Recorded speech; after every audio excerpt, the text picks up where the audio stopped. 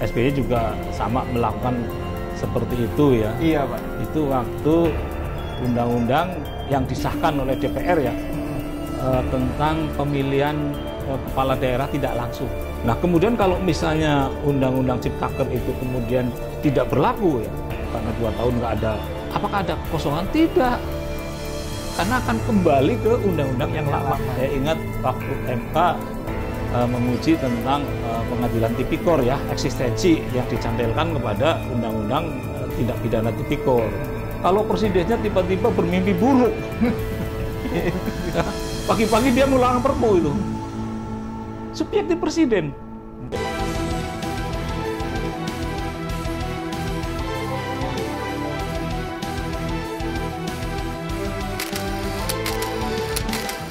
Assalamualaikum warahmatullahi wabarakatuh. Selamat siang, salam kebajikan, dan salam sejahtera untuk kita semua.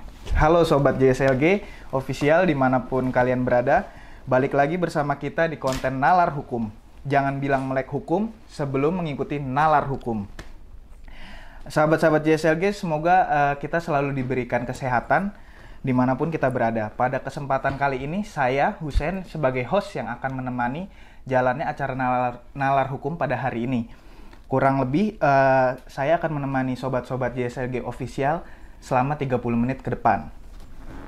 Pada tema kali ini kita akan membahas topik yang sangat ramai dan hangat sampai saat ini, yaitu tentang peraturan pemerintah pengganti undang-undang atau Perpu nomor 2 tahun 2022 tentang Undang-Undang Cipta Kerja.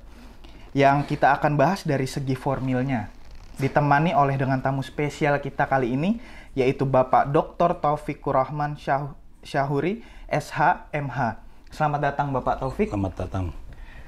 Sehat Bapak? Alhamdulillah. Baik ya Bapak, terima kasih sudah mau datang dalam kegiatan kita pada kali ini Bapak. Ya. Beliau ini merupakan dosen di Universitas Veteran yang biasa kita kenal dengan UPN. Beliau ini adalah tokoh hukum tata negara yang pernah menjabat anggota Komisi Yudisial periode 2010 sampai 2015. Beliau juga aktif membuat karya-karya ilmiah yang disusun dan dicetak dalam bentuk buku. Sejauh ini sudah membuat 3 buku ya Bapak. Ya, mau ada 4 lagi nanti. Wah, mau ada 4. Ini patut ditunggu karena memang buku dari Bapak Taufik ini selalu mendapat rating bintang 5 di Google ini dalam penjualannya. Berarti kan memang isinya itu sangat komprehensif dan memang sangat mudah dimengerti gitu untuk sobat-sobat kalian, untuk sobat-sobat JSLG Official semua. Buku saat ini yang sudah ada itu Hukum Konstitusi, Tafsir Konstitusi Berbagai Aspek Hukum, dan Legislasi Hukum Perkawinan Indonesia ya Bapak. Yang akan terbit nanti Teori Konstitusi. Oke, teori Sejarah, konstitusi. teori, dan perubahan konstitusi. Wah, ini patut ditunggu. Nanti kalau misalkan sudah launching, kita akan sertakan di link di bawah ya teman-teman untuk bisa langsung membelinya. Baik, sobat-sobat JSLG, sebelum kita mulai acara nalar hukum pada hari ini, jangan lupa untuk like, subscribe, dan komen mengenai pembahasan kita kali ini. Baik Bapak Taufik, pada topik kali ini akan ada beberapa hal ya Pak yang akan kita bahas. Ya, monggo silakan. Terkait dengan munculnya Perpu Cipta Kerja ini, urgensinya, terus apakah memang itu suatu alasan yang bisa gitu untuk terbitnya suatu Perpu ini, dan status Perpu tersebut gitu ya Pak. Iya. Baik Bapak, langsung saja terkait dengan munculnya Perpu nomor 2 tahun 2022 tentang Undang-Undang Cipta Kerja ini, apakah sudah sesuai prosedur Pak jika memang kita melihat dari Undang-Undang nomor 11 tahun 2012 Pak? Silakan Bapak. Ya, jadi sebelum saya jauh mengomentari mengenai pro kontra Perpu ya, mengenai Cipta Kerja, kita lihat dulu sumbernya. Sumbernya ada di Undang-Undang Dasar. Kita baca aja ya supaya nggak keliru ya. Baik, misalnya Pak, di dalam pasal 22. Pasal 22. Iya, Undang-Undang Dasar yang sudah diamandemen ya. Tapi pasal ini asli dari pertama kali Undang-Undang Dasar disusun itu. Jadi masih asli, makanya di dalam pencetakan tidak ada bintangnya. Kalau yang perubahan pertama kan ada bintang 1, perubahan kedua ada bintang 2, perubahan keempat ada bintang 4. Nah, ini tidak ada bintangnya, berarti asli. Ya. Nah, yang pertama ini ayat 1.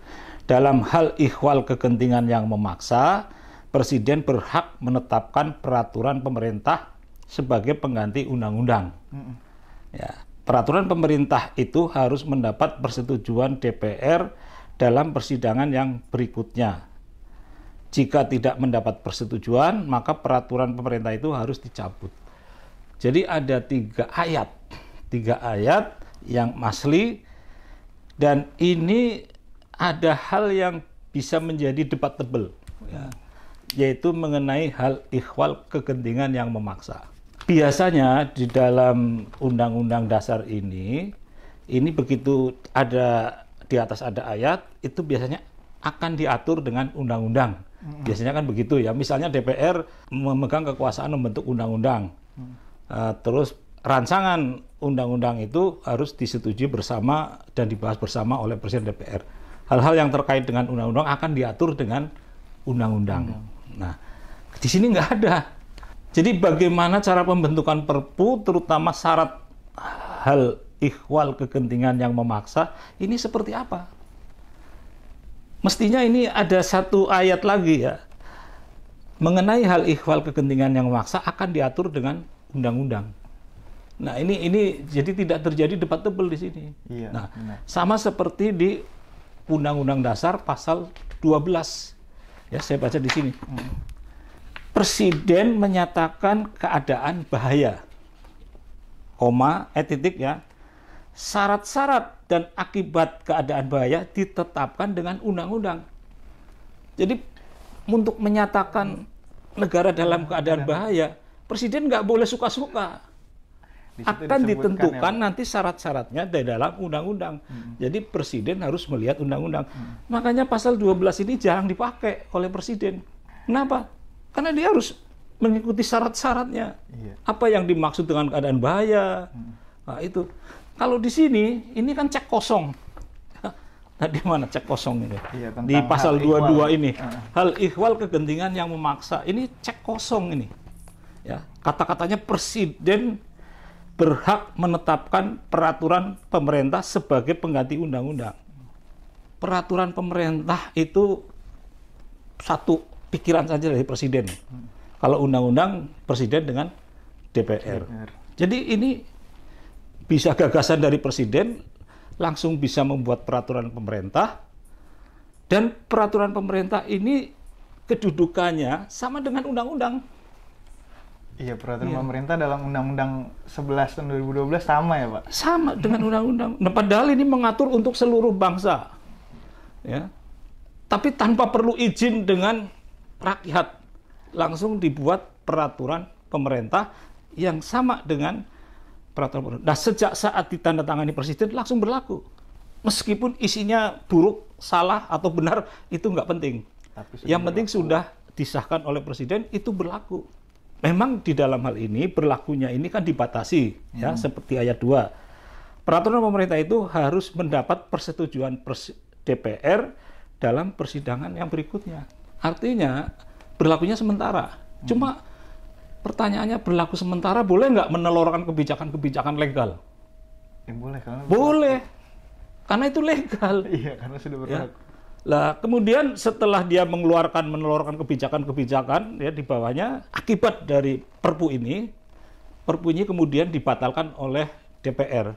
Batal nggak kebijakan-kebijakan yang waktu Perpu lahir itu belum dibatalkan oleh Presiden? Nah, logikanya sah, ya.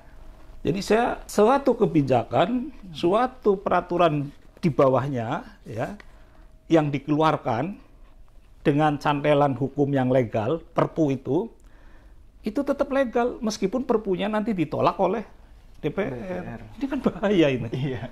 Kalau Perpunya ditolak DPR kan berarti DPR nggak setuju, berarti rakyat nggak setuju. Tapi legal itunya. Tapi sudah legal dulu. Iya, sudah legal. Jadi segala hal kebijakan tentang investasi, perjanjian, apa segala itu, ekonomi, bisnis, legal semua itu. Padahal payung hukumnya sudah nggak ada. Sebetulnya bahaya ini ya. Cuma kenapa ini masih tercantum di dalam amandemen Undang-Undang Dasar dan masih kosong, masih diberi merupakan hak konstitusional Presiden. Jadi kalau kita mau berdebat kusir, ya Perpu itu memang hak konstitusional Presiden. Ya. kita mau nyalain presiden ya nggak bisa. Nggak bisa karena ada dasarnya. Iya, apalagi sudah dikuatkan tahun 2009 dengan putusan Mahkamah Konstitusi, di mana hal ihwal kegentingan yang memaksa ini merupakan subjektivitas presiden. Coba bayangkan, subjektivitas presiden. Kita mau ngomong apa? Pak Presiden, itu nggak objektif. Ya nggak bisa. Itu nggak ada kekosongan hukum, itu nggak ada. Lah, hal ihwal kegentingan yang memaksa batasannya mana sih? Kok Anda bilang nggak ada kekosongan hukum? Batasannya mana? MK memang sudah memberi pedoman, ya. Dalam hal ihwal kegentingan yang memaksa itu oleh MK diberi ciri 3 dalam putusan 2009 ya. Yang pertama, memang perlu mendesak dibuatkan suatu undang-undang yang sifatnya seperti undang-undang. Ya. Yang kedua, untuk mengisi kekosongan hukum. Yang ketiga, untuk mengisi kekosongan hukum itu tidak mungkin dilakukan dengan kondisi normal, dengan undang-undang yang biasa. Ya. Maka perlu ada gerak cepat. Undang-undang yang 1 malam jadi gitu. Apa itu? Perpu. Perpu itu 1 malam jadi. Nanti saya ceritakan itu pengalaman SBY. Ya. Baik, Pak. Ya, jadi 3 hal itu yang putusan MK. Ya, jadi hal ihwal kegentingan. Tapi ini putusan MK di pertimbangan. Nah, ini yang harus dipikirkan ke depan gitu. Ya. Jadi perdebatan yang sengit pro kontra tentang Perpu ini sebetulnya sudah lama. Bukan pada saat sekarang aja, sejak zaman SBY, makanya kan muncul tahun 2009 dibawa ke MK. Karena ada pro kontra mengenai Perpu itu. Ya, nah tapi putusannya kan ditolak ya oleh MK. Jadi memang Perpu itu ya legal seperti itu, ya. Malah MK memberikan justifikasi yang lebih kuat, itu hak subjektif presiden. Ya sudahlah, kalau saya presiden, besok pagi saya keluarkan Perpu itu, ya bisa, karena bukan salah presidennya, ini salah undang-undang dasarnya itu. Ya, artinya bukan salah undang-undang dasarnya ya. Tapi kenapa tidak diberi batasan gitu, hal ihwal kegentingan yang memaksa. Ini kan menjadi perdebatan. Orang jadi suka-suka menilai ya, menafsirkan. Iya, menafsirkan. Ya, menurut si A, hal ihwal kegentingan yang memaksa ini kondisinya harus begitu, negara betul-betul dalam kondisi yang darurat atau bahaya ya. Ya misalnya kalau secara alamiah seperti tsunami Aceh. Ya itu kan betul-betul separuh penduduk Aceh kena musibah meninggal ya. Lalu gimana bantuan dan sebagainya. Akhirnya dikeluarkannya Perpu waktu SBY ya. Iya. Nah, ada yang berpendapat seperti itu. Lah ini kan, tapi ada yang berpendapat wah ini akan membahayakan resesi ekonomi kalau tidak segera dikeluarkan seperti undang-undang dalam bentuk Perpu. Karena ini kondisinya begini, informasi analisis. Jadi akhirnya jadi kayak berdebat kusir itu mengenai hal ihwal kegentingan yang maksa. Nah, untuk objektif menurut putusan MK lagi, DPR lah nanti yang akan menilai objektivitasnya. Nah, pertanyaannya begini, Mas. Tolok ukurnya apa nanti DPR menilai objektivitas? Nah, itu dia, Pak. Ya. Kan itu hak subjektif presiden, hak konstitusional presiden. Lalu DPR, objektifnya DPR. Nah, objektifnya apa? Objektif ini kan kalau hal kegentingan itu ya objektifnya ya nggak mungkin DPR bisa mengarang sendiri. Sepakat. Ya. Nah, di sini ya karena ini belum diatur dalam Undang-Undang Pembentukan Peraturan Perundang-undangan, maka DPR itu sebaiknya sebelum menilai sebuah Perpu, panggil dulu pakar-pakar ahli dari sisi ekonomi. Genting nggak? Mendesak nggak? Ya. Kira-kira kalau Perpu nggak dikeluarkan, negara kiamat nggak? Ya, gitu. Ya, nah, biar ekonomi yang berbicara. Dari pakar hukum, ini bisa nggak kita pakai undang-undang yang biasa untuk mengatasi kekosongan hukum ini? Nggak usah pakai Perpu. Bla bla bla bla. Ahli hukum menjawab, ya. Kalau ahli hukum, oh bisa Pak, ini kan masih ada waktu 1 tahun untuk membuat Perpu ini, untuk memperbaiki Perpu, ya. Bisa lah. Lalu kalau begitu objektifnya apa? mengeluarkan Perpu. Nah, di sini maka DPR lah yang nanti akan menilai gitu. Ya, jadi harus ada tolok ukur secara akal sehat atau keilmuan, objektivitas dari hal kegentingan yang memaksa ini. Jadi dari ahli hukum, dari ahli ekonomi, ya, kemudian dari psikologi massa, ini gimana gitu, ya. Nah, ini DPR harus minta pendapat mereka. Jangan pendapatnya DPR sendiri. Ya, mereka kan ahli politik, tapi kan dalam ahli keilmuan itu kan mereka terbatas gitu ya. Nah, itu. Jadi untuk hal ihwal kegentingan yang memaksa supaya nanti objektif dan DPR tidak disalahkan nanti, ya, itu harus minta pendapat kepada publik. Ini juga sebagai untuk memperkuat posisi Perpu nanti kalau disahkan menjadi undang-undang. Jadi kalau dia disahkan dari undang-undang, sudah ada bukti DPR konsultasi dengan publik. Jadi ini Perpu, undang-undang yang dari Perpu ini sudah mengikuti pendapat publik dan ukuran-ukurannya sudah objektif yang bisa dipelajari secara akal sehat. Ini yang penting itu, ya. Nah, untuk kedepannya supaya ini mengikat, ya, jangan lagi nanti ribut lagi, Perpu lagi, ribut lagi, Perpu lagi, ribut lagi. Di dalam Undang-Undang Pembentukan Peraturan Perundang-undangan nomor 12 tahun 2011 yang sudah 2 kali diubah, diubah lagi dengan tambahan itu, ya, bahwa Presiden dalam hal menyetujui atau menolak, Presiden harus menggunakan alasan yang objektif dengan unsur-unsurnya 1, 2, 3, 4, itu disebut. Ya. Jangan alasan subjektif ya Pak ya? Iya, jadi dengan alasan tapi objektif. Iya, harus objektif. Iya, jadi unsur-unsurnya disebut. Ya, misalnya keadaan kegentingan memaksa ini ibarat seperti keadaan darurat. Gitu. Karena kalau darurat itu betul-betul disebut di dalam undang-undang. Kan ada undang-undang tentang keadaan darurat negara, ada itu. Ya, nah ini tidak ada hal ihwal kegentingan yang memaksa, sehingga ini tidak ada yang salah dalam hal ini, ya. Artinya dari sisi konstitusional itu tidak ada yang disalahkan kalau kita mau melihat tentang status hukum legal standing-nya itu. Ya, ini kan persoalannya tentang perdebatan mengenai hal ihwal kegentingan yang memaksa. Makanya ke depan ini perlu diatur dalam peraturan pembentukan perundang-undangan. Ya, itu Mas. Iya, baik Pak. Ya, baik Pak. Ini nih Pak, yang jadi benar-benar jadi perdebatan sekarang ini gitu. Apakah tadi yang hal ihwal itu yang memaksa itu keadaan sekarang kan alasan dari terbitnya Perpu ini adalah karena civil war ya Pak. Karena dampak dari civil war ini Ukraina dan Rusia, yaitu ditakutkannya nanti akan ada inflasi dan stagflasi kayak gitu. Apakah itu memang tolak ukur ini kan memang tadi bisa dibilang jadi tolak ukur yang nggak jelas gitu ya Pak. Tadi menurut Bapak itu kan nggak ada tolak ukurnya. Nah, kalau misalkan nanti ketika DPR memanggil ahli dari segi ekonomi membenarkan hal ini, tapi dari segi dari ahli hukum tidak membenarkan, apakah nanti tergantung apakah ada voting atau tergantung keputusan DPR Pak? Nggak, tadi mengenai alasan civil war dan sebagainya itu kan nanti di DPR. Iya, di DPR. Kalau di sini kan subjektif presiden. Kita nggak bisa, oh ini nggak benar nih, nggak ada. Ya itu subjektif. Subjektif kan bisa beda pendapat. Ya, nggak apa-apa kok, ukurannya aman-aman saja.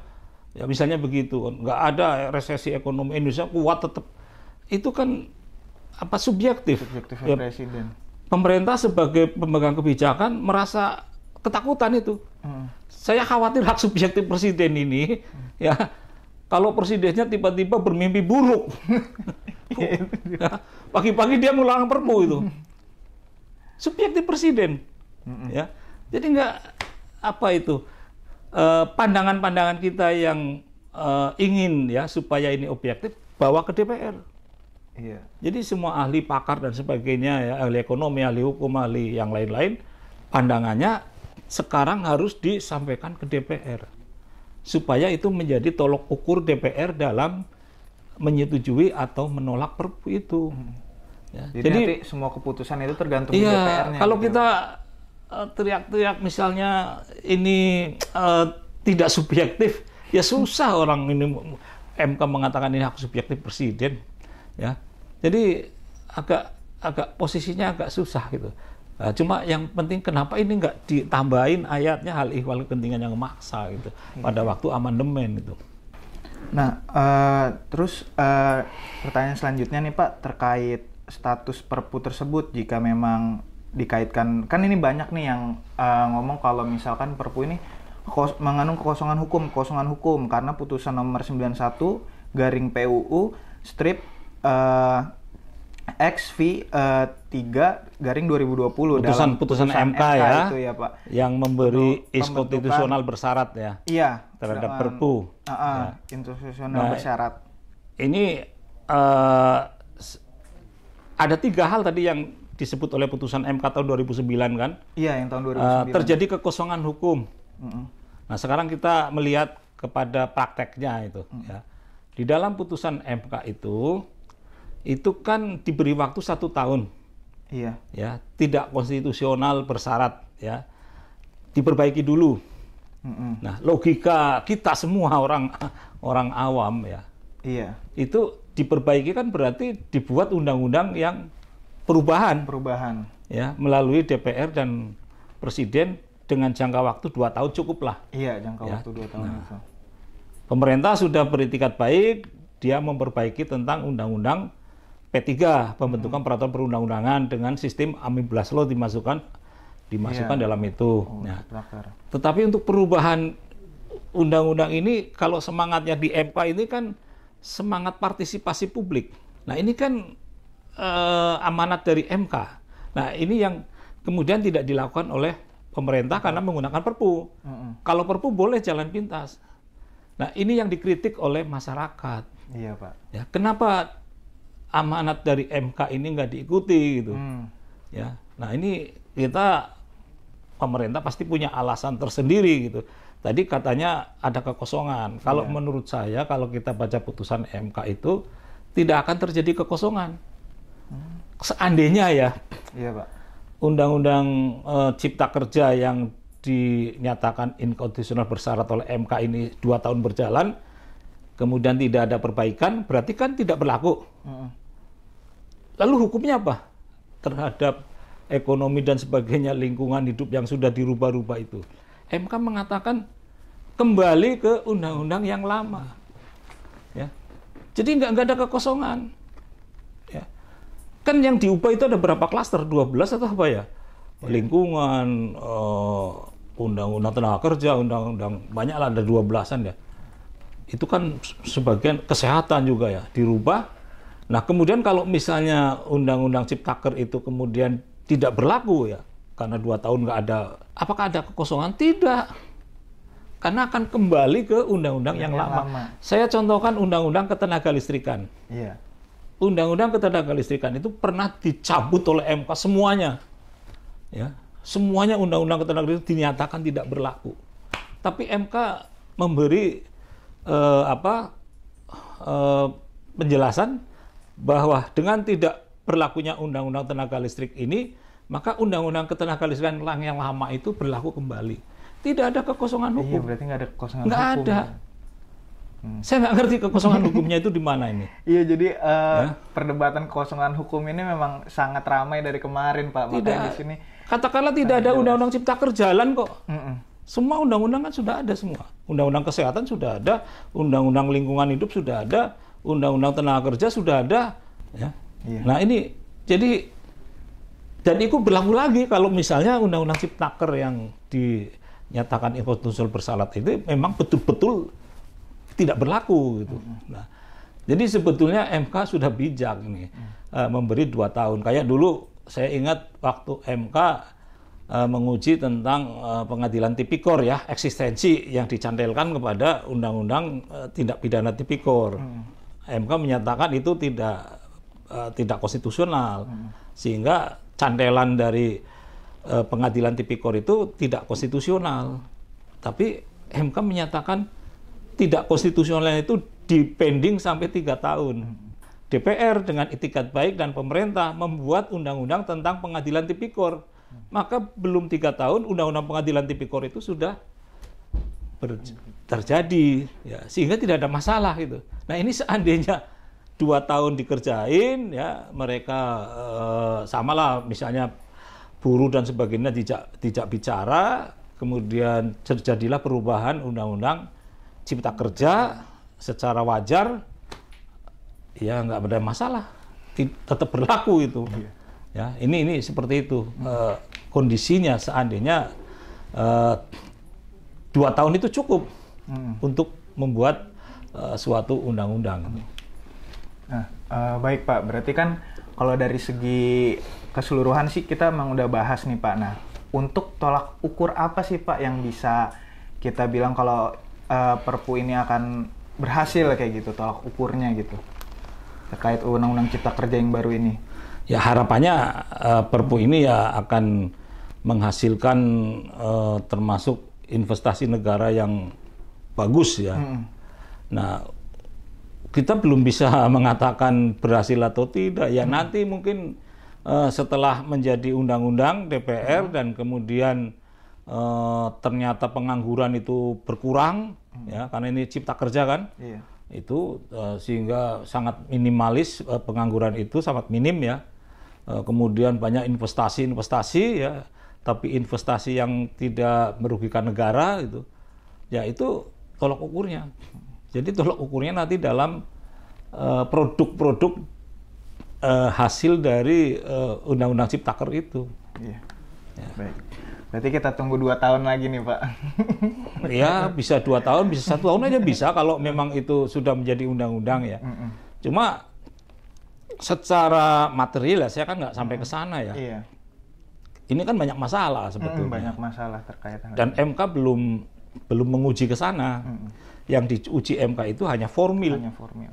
Nanti setelah katakanlah menjadi undang-undang, kalau tidak sesuai dengan keinginan dari rakyat ya, ya nanti rakyat akan mengajukan judicial review ke Mahkamah Konstitusi. Jadi katakanlah nanti DPR setuju, rakyat akan mengajukan undang-undang itu. Dan sekarang aja Perpu ini sedang diajukan ke MK ya. Iya Pak. Dan meskipun MK itu tidak ada secara eksplisit kewenangannya mengadili Perpu, tapi dalam praktek MK telah mengubah Undang-Undang Dasar, terutama di bagian kewenangan. Ya, jadi kewenangan MK ini ditambah selain menguji undang-undang juga menguji Perpu. Kalau kita ngomong lah kan Perpu sama dengan undang-undang, itu kan tidak ada disebut di dalam Undang-Undang Dasar, tapi disebut dalam Undang-Undang Pembentukan Peraturan Perundang-undangan. Itu. Jadi bisa saja di sini MK ini telah menambah kewenangannya. Nah, ini yang terjadi ya praktek. Dan itu memang secara teori perubahan Undang-Undang Dasar melalui judicial interpretasi memang dibenarkan itu. Baik Pak, luar biasa sekali pembahasan kita kali ini. Benar-benar sangat mendetail gitu terkait untuk hal-hal yang sangat jadi perdebatan gitu bagi teman sobat-sobat JSLG di rumah kayak gitu. Oh iya, tadi saya lupa ya, tadi yang SBY juga sama melakukan seperti itu ya. Iya Pak. Itu waktu undang-undang yang disahkan oleh DPR ya, tentang pemilihan kepala daerah tidak langsung. Oh, tentang itu Pak. Iya, pilkada tidak langsung kan DPR setuju. Dan disahkan, rancangannya sah itu. Karena pemerintah juga menyetujui. Tapi nampaknya Presiden SBY kurang berkenan gitu ya. Sehingga pada waktu itu transisi SBY udah mau ganti ya, lengser mau pemilihan umum udah di periode itu. Nah, undang-undang itu belum dikasih nomor kan? Iya. Nah, belum dikasih nomor. Seandainya Pak SBY itu presiden waktu itu tidak memberi nomor, maka berlakunya pada saat Pak Jokowi. Karena 30 hari setelah disetujui bersama rancangan undang-undang pilkada tidak langsung oleh pemerintah dengan DPR kan berlaku otomatis demi hukum ya. Nah ini Pak SBY tidak, karena Pak SBY itu pengen pemilihan langsung ya, maka malam itu diberikan nomor masuk dalam lembaran negara, sehari berikutnya diubah melalui Perpu. Jadi Perpu mengubah undang-undang. Nah ini pernah terjadi. Nah jadi soal Perpu ini sebetulnya sering kontroversial ya, bukan sekarang saja itu. SBY itu ada 16 kalau nggak salah itu mengeluarkan Perpu, ya baik Perpu politik, Perpu ekonomi, ya atau Perpu yang lain itu. Nah Presiden Jokowi juga pernah kontroversial membuat Perpu tapi materi pidana, ya tentang sanksi penggebiran, ya untuk pedofil. Iya. Nah padahal di undang-undangnya itu untuk sanksi pidana itu hanya bisa dibuat oleh DPR dan Perda. Tapi ini Perpu. Jadi ini terobosan-terobosan ya. Jadi menarik sekali sebetulnya kalau ada para akademisi ya, mahasiswa apa itu melakukan pengujian mengenai Perpu ya. Ini dalam praktek dan konstitusi. Ini akan menarik sekali sebetulnya. Bisa jadi judul skripsi buat sobat-sobat. Iya, skripsi, tesis, disertasi bisa itu. Ya. Jadi penerbitan Perpu menurut konstitusi dan prakteknya di Indonesia itu. Ada satu lagi, saya ingat Presiden Soeharto pernah juga melakukan Perpu ya, tapi lebih teknis. Lebih teknis. Jadi penundaan berlakunya Undang-Undang Lalu Lintas. Jadi kalau kita melihat perjalanan Perpu itu ada yang hanya teknis ya. Seperti tadi Pak Presiden Soeharto yang menunda pemberlakuan Undang-Undang Lalu Lintas karena mendapat respon demo dari masyarakat ya, kemudian ditunda oleh Perpu. Kemudian ada Perpu yang substantif tapi tidak banyak ya, mengenai pajak biasanya itu ya. Nah ada Perpu yang mengganti undang-undang secara total ya, itu seperti pilkada itu. Nah ada juga Perpu yang menambah hukum pidana. Ya. Dan yang terakhir ada Perpu yang untuk memperbaiki undang-undang yang dinyatakan inkonstitusional. Jadi banyak ragamnya ini Perpu ya. Ya. Ini siapa tahu kalau ada yang mau meneliti Perpu ya. Iya, ini kalau bisa ada yang meneliti Perpu bisa langsung itu, dan mau diskusi bisa di bawah juga. Nanti kalau misalkan Pak Taufik ini melihat komen nanti dibalas kan, kita juga bisa diskusi di situ juga lanjut karena memang terbatas waktu ya Bapak. Yeah. Baik Bapak, terima kasih Pak, nih luar biasa banget pembahasan kita kali ini. Sangat banyak ilmu yang kita dapat dan rahasia-rahasia dari polemik Perpu yang dulu-dulu sebenarnya kita nggak tahu gitu pada zaman Pak SBY gitu, juga dikasih tahu sama Bapak Taufik kayak gitu. Ya kita mengingatkan untuk sobat JSLG di rumah untuk silahkan yang mau komen baik pro maupun kontra gitu. Kita sangat terbuka ya Bapak ya. Demikian untuk pembahasan kita kali ini, sobat-sobat JSLG. Semoga ini jadi bermanfaat. Terima kasih Bapak Taufik yang sudah meluangkan waktunya. Oke, sama-sama. Jauh-jauh nih dari UPN, terus sempet tenis juga sebelum ke sini. Ya itu harus tuh, biar sehat. Iya, biar sehat. Oke, beliau sangat gagah hari ini. Hostnya kalah gagah. Dan saya ucapkan terima kasih juga untuk teman-teman yang sudah setia untuk melihat nalar hukum dari Jimmy School Official. Jangan lupa untuk like, subscribe, dan komen. Jangan bilang melek hukum sebelum mengikuti nalar hukum. Salam.